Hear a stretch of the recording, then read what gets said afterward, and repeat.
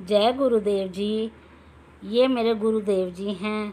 आज मैंने इनकी एक वीडियो बनाई है और जो कि मेरे मन में बहुत दिनों से था कि मैं इनके लिए कुछ करूं। मैं करने लायक नहीं हूं, लेकिन मुझे ये था कि मैं अपने चैनल में इनकी वीडियो एडिट करूं और आज वो दिन आ गया है और मैं अपने आप को बहुत ही ज़्यादा खुशनसीब समझ रही हूं, क्योंकि इनकी मर्ज़ी के बिना पत्ता भी नहीं हिलता। तो ये मेरे प्यारे लाडले गुरुजी हैं, जब से ये मेरे जीवन में आए हैं या जब से इनको मैंने जाना है, तब से मेरे जीवन बिल्कुल चेंज हो गया है और मैं इतनी खुश हूँ, क्योंकि इनकी महिमा का वर्णन मैं कब तक करूँ कुछ नहीं पता, और कितना करूँ ये भी मुझे कुछ नहीं पता, क्योंकि दुनिया इनकी दीवानी है और उनके साथ साथ मैं भी इनकी दीवानी हूँ।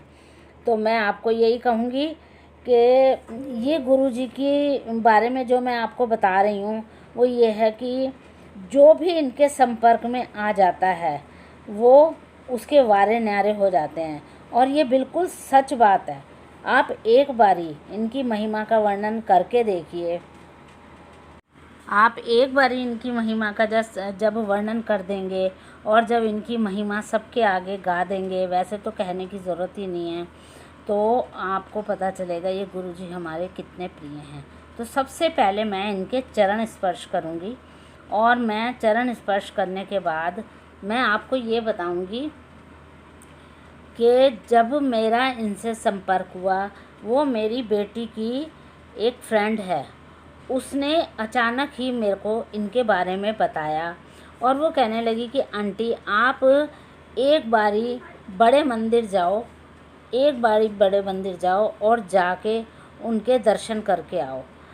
आप यकीन नहीं मानोगे, उस टाइम पे कोविड का टाइम चल रहा था और मैं फिर भी अपनी बेटी के साथ उनके दर्शनों के लिए गई कि शायद मंदिर खुला हुआ होगा, और मैं और मेरी बेटी और उनका परिवार हमने ऑटो करा और हम वहाँ पर इनके दर्शनों के लिए गए।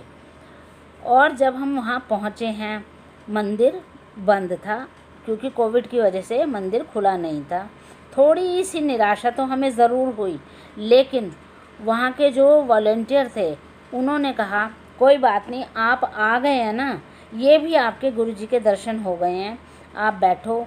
हम वहीं बाहर खड़े रहे पार्किंग में, और पार्किंग में खड़े होकर उन्होंने हमें जल प्रसाद दिया। और जल प्रसाद की महिमा सिर्फ लेते ही मुझे कुछ ऐसा एहसास हुआ, पता नहीं मैंने क्या पा लिया। तो इन गुरुजी के बारे में मैं कितनी बार गई हूँ दोबारा मुझे कुछ पता नहीं, और मुझे बार बार ऐसे लगता है कि मैं इनके दर्शनों के लिए जाती रहूं। और उसका जो सबब मुझे मिल रहा है वो ये है, मेरा मन पहले बहुत ज़्यादा विचलित रहता था, अब मेरा मन बहुत शांत रहता है, घर का माहौल भी अच्छा है, और बहुत ही सौभाग्य अपने आप को मैं समझ रही हूँ कि मुझे इन गुरुजी के बारे में पता चला।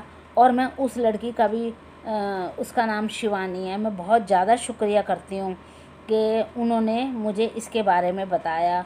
और मैं अब बार बार जब तक इनकी आज्ञा होगी तो मैं जाती रहूँगी। उसके बाद मैंने क्या करा, अपने घर में इनका छोटा सा सत्संग करा, और छोटा सा भजन कीर्तन करने के बाद हमारे घर में एक बहुत ही अच्छा माहौल हो गया था। मुझे यकीन ही नहीं हो रहा था कि गुरुजी ने मुझे ये वाली आज्ञा दे दी है कि मैं उनका वर्णन अपने घर में भजन कीर्तन से करूं। और अब मैं इनसे ये आज्ञा मांग रही हूं गुरुजी से कि मैं बड़े स्केल पर मैं उनकी महिमा का वर्णन करूं। और अब ये मुझे नहीं पता कि ये आज्ञा मुझे कब मिलेगी। तो मैं आप पूरी संगत से यही कहूँगी, अगर आपको मेरा ये अच्छा लगा हो वीडियो तो लाइक करें, शेयर करें।